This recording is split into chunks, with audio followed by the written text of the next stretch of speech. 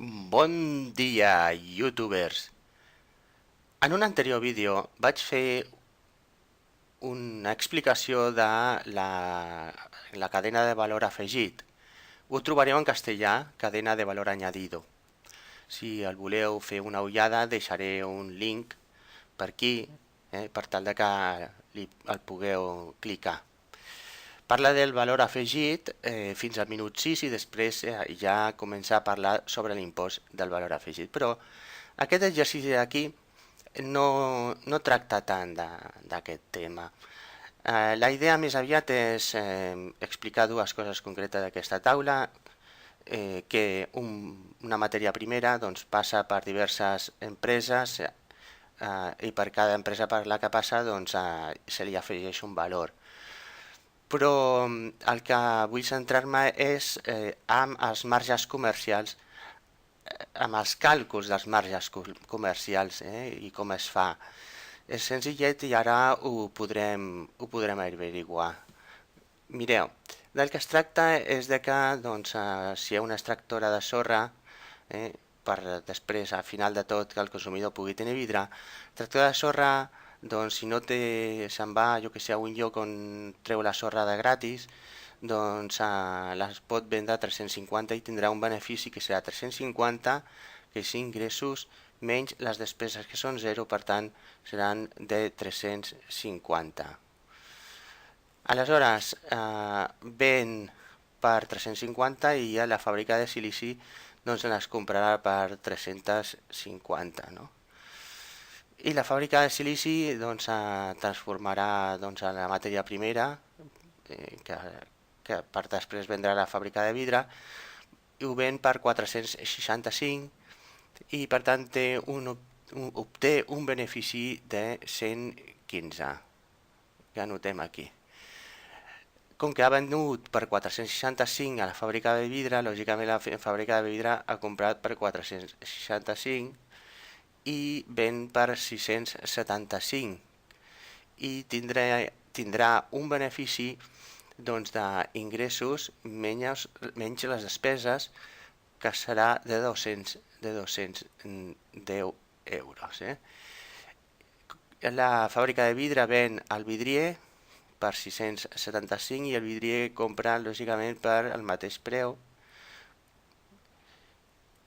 i vendrà al consumidor final ja posant una finestra de vidre per 1.700 i la diferència serà d'aquests 1.700 menys els 675 de 1.025. Aleshores, el consumidor final comprarà per, lògicament, el mateix preu que li ven el vidrier, que serà 1.700. D'acord. Aleshores, la primera pregunta ens diu amb quin valor del producte del consumidor coincideix amb la suma d'imports agregats. Hauria de posar de la taula, agregats vol dir sumats, i és aquest d'aquí. Tots els beneficis de les empreses, si els sumeu, us ha de donar 1.700. D'acord? Per tant, la primera pregunta ja la tenim feta. Anem a veure amb quins marges comercials venen les empreses que aquí es presenten. Anem a veure. La fórmula és ben senzilleta. El preu de venda al públic serà igual al preu de la compra més un valor, però nosaltres volem aquest valor en percentatge. Per tant, serà el preu de la compra per un marge comercial. D'acord? Un marge. L'abreviarem amb MAG i podríem haver posat aquí perfectament una X, si voleu. D'acord? Anem a fer una de les empreses. Per exemple, la fàbrica de silici, comencem per aquesta, i veurem que són els 465 de la venda, aquests d'aquí, 465, seran igual doncs, al preu de la compra, als 350, més els 350 un altre cop multiplicat per aquest marge. D'acord? Aleshores, això és una simple equació, però he notat que algunes persones se fan un embolic amb això i el que hem d'aïllar és aquesta incògnita d'aquí. Donem la volta a aquesta igualtat de tal forma que 350 més aquests altres 350 per al marge, d'acord, serà igual als 465. D'acord. Aleshores, aquests 350 que estan aquí sumant passen a l'altre costat restant. Serà 350 per al marge igual a 465 menys els 350. I si us fixeu, aquests 465 menys aquests 350 són el benefici que tenia, que són 115, d'acord?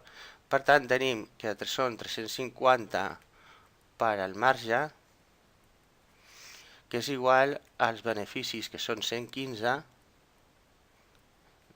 i llavors el marge serà 115 dividit per aquests 350 que aquí estan multiplicant i passen dividint 350. Aleshores us donarà com a resultat 0,3286, però nosaltres ho volem en tant per cent i sabem que 0,3286 és el mateix que dir 32,86 dividit entre 100, que és el mateix que dir doncs 32,86% per definició. Per tant, un marge ja el tenim. D'acord? Ara el que podem fer és l'altre marge, el de la fàbrica de vidre. Ara anem a veure-ho. Doncs bé, ja hem calculat el marge comercial de la fàbrica de silici, anem a calcular el marge comercial de la fàbrica de vidre. Que hem quedat que va vendre a 675, per tant ho posem aquí, 675, que és igual al preu que li va costar, 465, més aquests 465 per un marge. Doncs bé, la fórmula és exactament igual.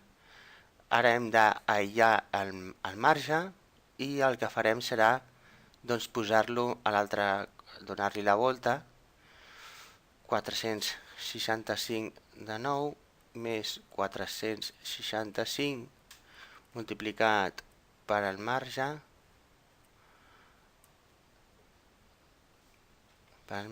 igual doncs, a 675. Si això està aquí sumant, passa a l'altre costat restant, 465 per al marge, no ha quedat gaire maco, posem-ho millor, igual a 675 menys 465, que és l'altre valor que l'hem passat a l'altre costat, i sabem, mireu, 675 menys 465, veieu què és? Aquest valor menys aquest d'aquí, que és el benefici. D'acord? Per tant, doncs serà 465 pel marge igual a 210, que és el benefici, i finalment el marge serà els 210 dividit per els 465, i això ens ha de donar 0,4516. I nosaltres ho volem en percentatge. però sabem que 0,4516 és igual al 45 dividit per 16, perdó, 45,16 dividit per 100, i que ens dona per definició el percentatge 45,16%. D'acord? I així faríem el mateix doncs, amb el vidrier. D'acord? Ara bé, amb l'extractor de sorra ho veurem tot seguit perquè és una mica estrany. Aleshores, l'extractora de sorra ens donarà unes coses estranyes perquè com que no ha tingut un valor de compra, el seu marge comercial doncs serà molt estrany. D'acord? Si posem aquí els 350 com preu de venda igual al preu de compra, que és 0, més el 0 per al marge comercial, doncs ens està donant una absurditat que és de 350 doncs, igual a 0, la qual cosa doncs, en matemàtiques és molt lleig i se'ns està dient en definitiva de que no es pot calcular un marge raonable, aquí no existeix. És un exemple i ja està, simplement és això. Doncs bé, ara que ja hem mirat i vist que l'extractora doncs, tenia un marge comercial doncs, que no era molt estrany, anem a fer l'últim, que és aquest d'aquí, que és el marge del vidrier. I tot començarem doncs, amb el preu de venda, que serà 1.700, que serà igual al preu de compra, el preu de compra són 675, més 675 per al marge. I ara que ja tenim una mica més de pràctica amb la fórmula, doncs sabem que això passa a l'altre costat i aïllem el marge, de tal forma que ens quedaria doncs, els 1.700 menys els 675 dividit per als 675. D'acord? Aquí posem marge. Aquests 1.700 menys els 675 sabem que és el benefici, el 1.025, dividit per als 675, que ens donarà doncs 1,5185. I nosaltres ho volem en percentatge. Per tant, 1,5185 serà igual a 151,85 dividit entre 100 i això doncs 151,85, que és aquest valor, i no se'ns ha d'oblidar mai posar el percentatge. En definitiva, què ens està dient aquí? Doncs que el marge comercial és el 100% doncs, de la preu de compra més doncs, 51, és a dir, 100% del preu de compra més 51,85%, que és el que dona el 151,85%. D'acord? És a dir, vol dir que el preu de compra no només li hem afegit, com aquí indica, un, un marge, un número, un valor una mica més gran de 675, sinó que el valor que hem afegit supera els 675.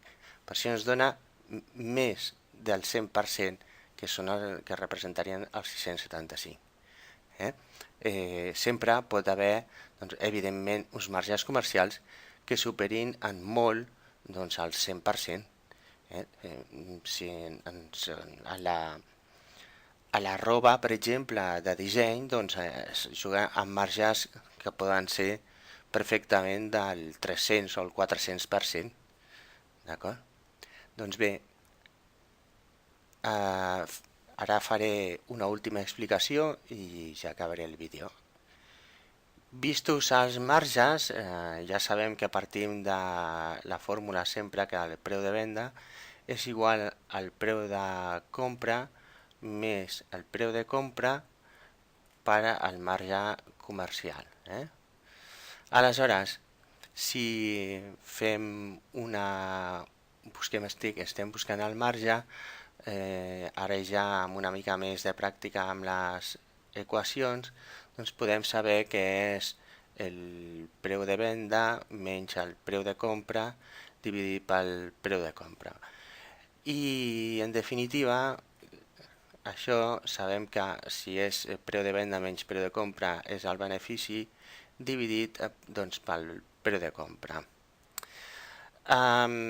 És millor no empullar-se a fórmules, sinó entendre el plantejament que estic fent aquí.